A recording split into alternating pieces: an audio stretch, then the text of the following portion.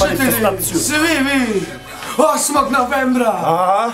8. novembra u Domu omladine. Kurtoazija i svemira. Za 350 jebote. Samo za vas. Karta je 350 dinara.